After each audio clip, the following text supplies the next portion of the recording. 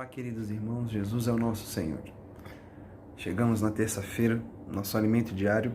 A palavra de hoje, Jesus abriu o caminho para a nossa glorificação. Assim como dito ontem no vídeo pelo Gabriel, o livro de João é um livro que apresenta para nós várias revelações muito profundas em relação ao plano de Deus para o homem. Dentre elas, tem a questão da glorificação. A princípio, o primeiro passo que o Senhor Jesus faz, antes de revelar o que estava no seu coração para os seus discípulos, no meio dos 12 havia um traidor. E o Senhor Jesus, ele indica esse traidor.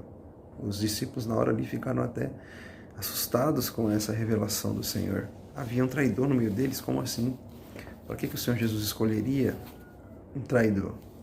Isso mostra para nós a porção da palavra que diz que muitos são chamados e poucos os escolhidos. Durante toda a presença, a caminhada do Senhor Jesus nessa terra, nos seus 3 anos e meio de ministério, muitos o seguiram, mas apenas esses 11, após a saída do 12º, no caso Judas, é que puderam ouvir a revelação do Senhor.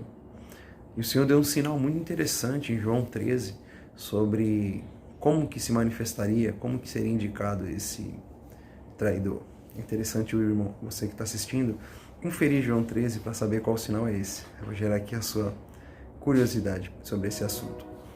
E logo após ele sair, o Senhor começa a abrir o seu coração falando que ele e o Pai são um só.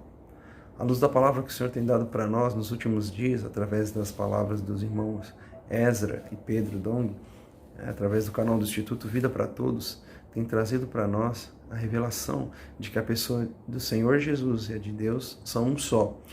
E não a partir da encarnação de Jesus como homem isso passou a ocorrer, mas desde a eternidade passada, até mesmo antes da fundação do mundo. Jesus deixa isso claro quando ele declara em João 14, João 17:5, ele revela: e agora glorifica-me, ó Pai, contigo mesmo, com a glória que eu tive junto de ti antes que houvesse o mundo. Esse é um versículo muito interessante, né? Glorifica-me, ó Pai, contigo mesmo, com a glória que eu tive antes de ti, antes da fundação do mundo. Por que Jesus estava se referindo aqui a uma nova glorificação, se ele já havia tido uma glória com o Pai antes da fundação do mundo? A revelação que o Senhor traz para nós aqui é muito profunda, dizendo que Jesus, ele estava tendo a sua primeira, a sua única experiência como homem, assim como eu, assim como você. Então, como homem, ele não havia sido glorificado. O homem, desde o Antigo Testamento, passa por um processo de santificação muito rigoroso, onde ele tinha que fazer sacrifícios para que fosse aceito e perdoado pelo próprio Deus. O que Jesus estava se referindo aqui, essa glorificação, era como na personificação de um homem físico, assim como nós. E essa glorificação ele não obtinha da parte de Deus.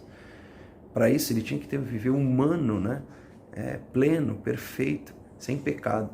E isso ocorreu quando Deus finalmente aceitou o sacrifício de Jesus, Por isso ele diz, em João também, apresentado para nós, Tu és meu filho amado, hoje te gerei. Não que Jesus havia nascido naquele momento, mas que o homem, o filho que antes no Antigo Testamento era único, era unigênito, passou a ser primogênito, o primeiro de muitos, indicando que não só a pessoa de Jesus como homem foi aceita na glória de Deus. O homem, todo homem, agora, através do sacrifício de Jesus, pode também acessar futuramente a glória de Deus. Para isso é necessário um processo de santificação, onde nós hoje invocamos o nome do Senhor, lemos a palavra, louvamos, deixamos de lado a questão da nossa carne, do pecado. Como? Desfrutando de Cristo, estando no nosso espírito.